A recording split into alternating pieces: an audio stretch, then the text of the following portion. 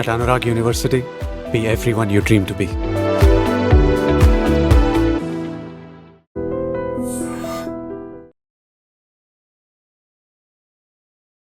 నమస్కారం, మీరు చూస్తుంది ఐ డ్రీమ్. నేను మీ కీర్తి.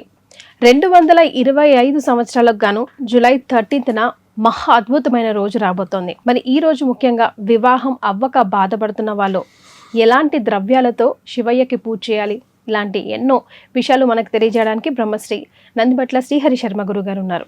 నమస్తే గురుగారు. వాగర్థావివ సంపృక్తౌ వాగర్థ ప్రతిపత్తయే జగతః పితరౌ వందే పార్వతీ పరమేశ్వరౌ ఆదిత్యాయ చ సోమాయ మంగళాయ బుధాయ చ గురుశుక్ర శనిభ్యశ్చ రాహవే కేతవే నమః. శృంగేరి జగద్గురు పీఠాధిపతులకి, కంచి పీఠాధిపతులకి నమస్కారములు తెలియచేసుకుంటూ కార్యక్రమాన్ని ప్రారంభిద్దాం. పరమ పవిత్రమైన రోజుగా జూలై 13న చెప్తున్నారు గురుగారు. మరి ఎంతో మంది మగపిల్లలు, ఆడపిల్లలు కూడా వివాహం అవ్వక రకరకాల బాధలతో ఉన్నారు. అంటే అసలు సెటిల్మెంట్ లేక పెళ్ళిళ్ళు అవ్వట్లేదు, అమ్మాయిలకి ఎన్నో కోరికల వల్ల పెళ్ళిళ్ళు అవ్వట్లేదు, తల్లిదండ్రులు అయితే నిజంగా బాధని ఎవరికి చెప్పుకోలేమంటున్నారు. మరి అలాంటి వాళ్ళు ఈ రోజుని ఎలా సద్వినియోగం చేసుకోవాలి? ముందుగా వీక్షించేటువంటి ప్రేక్షకులు ఈ వీడియో ఆశాంతం వీక్షించే ప్రయత్నం చేయండి. ఎందుకనంటే ఇప్పుడు చెప్పుకోబోయేటువంటి అంశం వివరణ అంతా మనం తేలిగ్గా తీసుకున్నామా, లేదా ఈ వివరణ మనం పూర్తిగా వినలేకపోయామా, ఇటువంటి రోజు మాత్రం మళ్ళీ రాదు. 2053లో వస్తుంది, లేదా 2070లో వస్తుంది.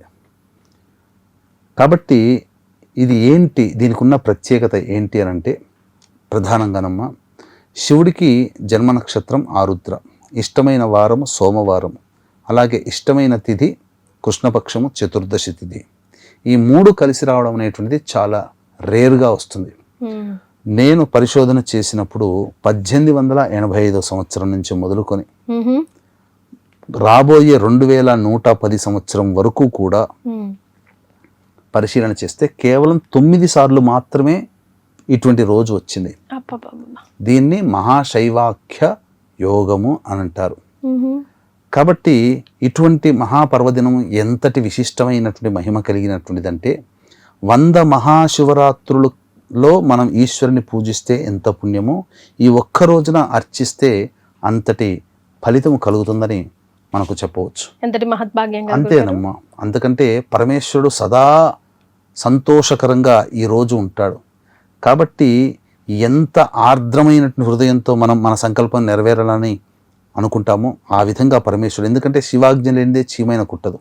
వాళ్ళ సంకల్పం, మీ సంకల్పం నెరవేరాలుంది కాబట్టే ఈ వీడియో చూస్తున్నారేమో, ఎవరికి ఎరుక, లేకపోతే అందరికీ ఈ వీడియో కంటపడదు. గురుగారు, వాళ్ళ యొక్క కోరిక నెరవేరాలి, వాళ్ళ యొక్క సమస్య తీరాలి కాబట్టే ఈ వీడియో చూస్తున్నారు. మరి కాబట్టి ఇటువంటి రోజున ఏం చెయ్యాలి, ఎటువంటి విధానంగా ఈశ్వర అనుగ్రహాన్ని పొందే ప్రయత్నం ఎలా అనేటువంటిది మగపిల్లలైనా ఆడపిల్లలైనా వాళ్ళ తల్లిదండ్రులైనా ఎవరు చేసుకోవాలి, ఎవరెవరు చేసుకోవాలి చెప్పండి. ఇప్పుడు చూసుకున్నట్లయితే చాలా మంది పెద్దల సంబంధాలు ఎన్ని తీసుకొచ్చినా పిల్లలు ఇప్పుడు చేసుకోమని అంటున్నారు. కొంతమంది పిల్లల వయసు దాటిపోతుంది కానీ పెళ్ళిళ్ళు కాక ఇబ్బంది పడుతూ ఉంటుంటారు.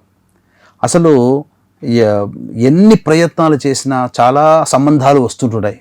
కొంతమందికి కన్ఫ్యూజన్ ఉంటుంది, ఇదా కానీ ఆ ఆది దంపతులైన పార్వతీ పరమేశ్వరులే వాళ్ళ యొక్క కన్ఫ్యూజన్ని పక్కకు పెట్టి ఒక మంచి జీవిత భాగస్వామిని అందిస్తారు. ఒక్కడి వీక్షించేటువంటి ప్రేక్షకులు ఇక్కడ ఈ వీడియోలో నా మీద నమ్మకం అనేది కాకుండా ఆది దంపతులైన పార్వతీ పరమేశ్వరుల మీద నమ్మకం పెట్టుకోండి. ఈ యొక్క చేసినటువంటి కార్యక్రమ ప్రభావంలో తిరిగి ఉగాది లోపల మీ కుటుంబంలో పెళ్లి బాజాలు మోగుతాయని చెప్పడంలో ఏమాత్రం సందేహం లేదు. ఇక వివరంలోకి వెళ్ళిపోతే 13వ తారీఖు రోజున అత్యద్భుతమైన రోజు. ఆ రోజున ముందు రోజు ఎటువంటి ధూమపానము, మద్యపానము, మాంసాహారము, దాంపత్య జీవనం లేకుండా ఉండడం, అలాగే మారేడు దళాలు తెచ్చిపెట్టుకొని, గరిక పోచలు తెచ్చిపెట్టుకొని శుభ్రపరచుకోవడం, ఉదయాన్నే లేచి కాలకృత్యాదులు తీర్చుకొని సూర్యుడికి నమస్కారం, సూర్యాష్టకం 6 సార్లు చదవడం, తదనంతరం శివ పరివార చిత్రపటానికి మల్లెపూలు లేదా జాజిపూల మాల వేసి ఆవునేతితో దీపారాధన చేసి శివ సహస్రనామం, లలితా సహస్రనామ పారాయణం చేయడం. ఇక ఆ మారేడు దళాల మీద దానిమ్మ పుల్లతో కుంకుమ నీటిలో ముంచి శ్రీరామ అనే అక్షరం వ్రాయడం. ఇక తదనంతరం ఆ యొక్క ఈశ్వరానుగ్రహం కోసం ప్రధానంగా విశేషంగా ఈ యొక్క బియ్యముతో వండి వార్చిని చల్లారబెట్టినటువంటి అన్నము పులుసులుగా ఉండాలి, ముద్దగా ఉండకూడదు, గంజి వార్చాల్సిందే. అలా ఆ బియ్యాన్ని పట్టుకొని దేవాలయానికి చేరుకోవాలి. దేవాలయంలో ఇప్పుడు చెప్పబోయేటువంటి కొన్ని చిన్న పరిహారం కనుక చేస్తే అతి శీఘ్రంగా వివాహం అనేటువంటిది సమస్య తీరిపోతుంది. ఖచ్చితంగా పరమేశ్వరుడే దగ్గరుండి మంచి సంబంధాన్ని మనకు ఇస్తాడు అని చెప్పడంలో ఏమాత్రం సందేహం లేదు. అయితే ఇక్కడ ప్రధానంగా వీక్షించేటువంటి ప్రేక్షకులు ఇప్పుడు చెప్పబోయేటువంటి పరిహారాన్ని పాటిస్తారు. కానీ ఏ సమస్యకైనా పరిష్కారం రెండు రకాలు: మానవ పరిష్కారం, దైవ పరిష్కారం. మానవ పరిష్కారం అంటే మీరు చేసుకుంటారు చెప్పే విధానం అంతా తెలుసుకొని.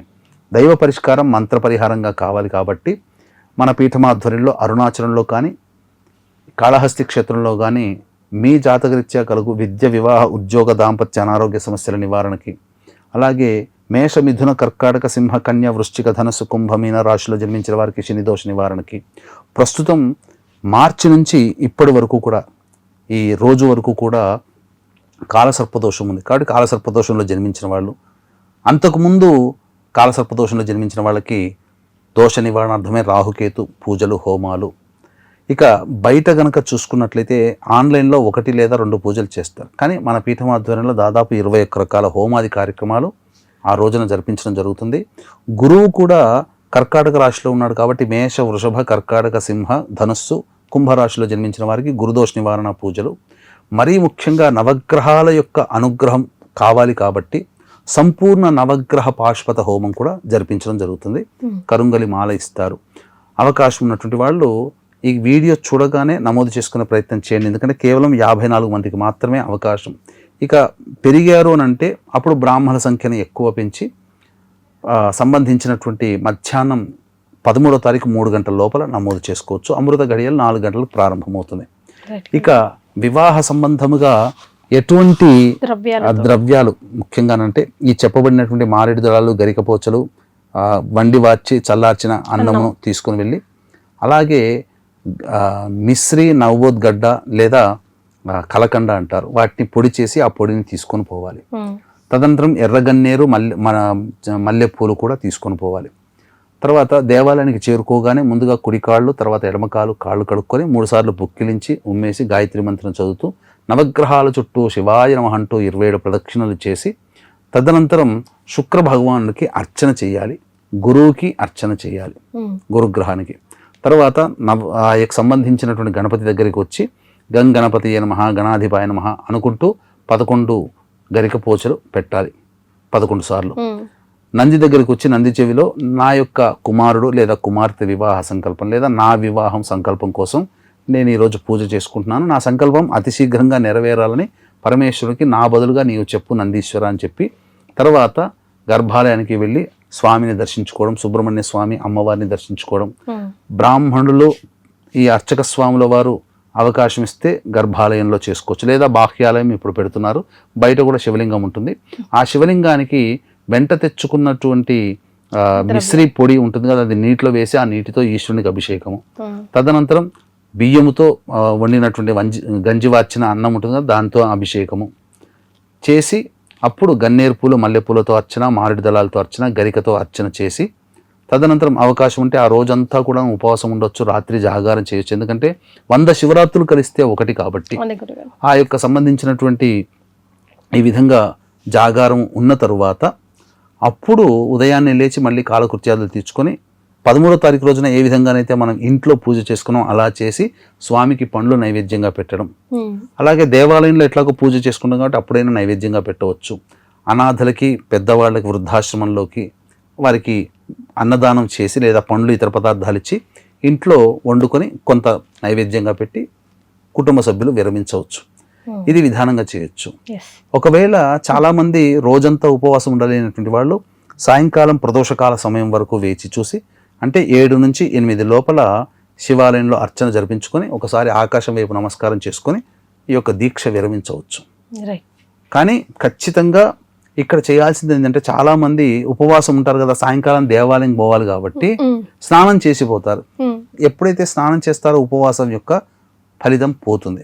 కాబట్టి కాళ్ళు చేతులు మొహం కడుక్కోవచ్చు, కానీ స్నానం మాత్రం ఉపవాస దీక్ష ఉండగా చేయకూడదు. రైట్.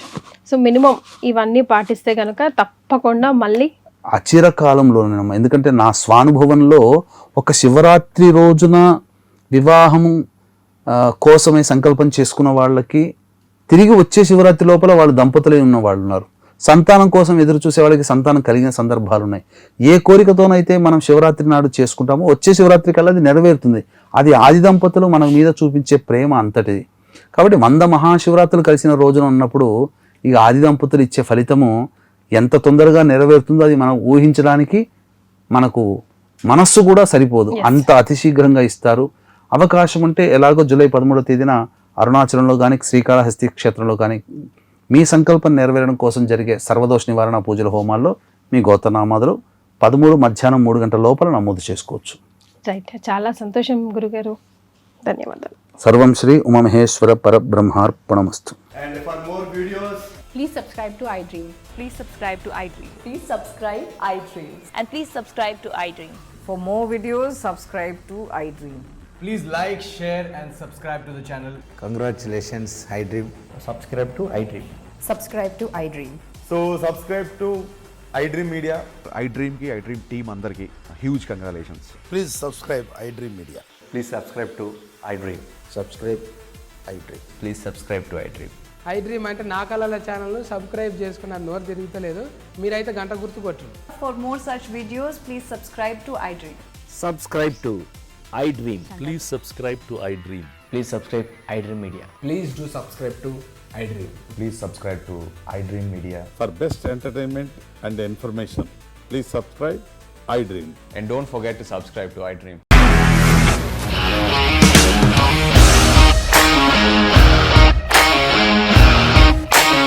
ఇండస్ట్రీలో కమిట్మెంట్ ఇష్యూస్ వస్తే నీకు కూడా వచ్చినట్టు మార్నింగ్ తీసుకెళ్ళాలంటే కొట్టి పడేస్తారు.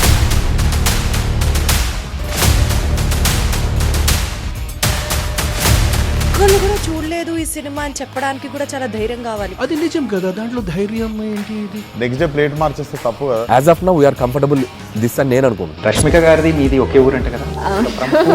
నీకు కోపం వచ్చిందంటే బాగా తిట్టేత్తరా? తిట్టేద్దామండి. నిజంగా గేమ్ ని ఎలా చేంజ్ చేయగలిగారు? ఏపీఎస్ఎఫ్సి వాళ్ళకి 6 నెలల్లో నేను 6 లక్షలు కట్టా. బిజినెస్ చేయాలనుకుంటే it is as difficult as riding a tiger.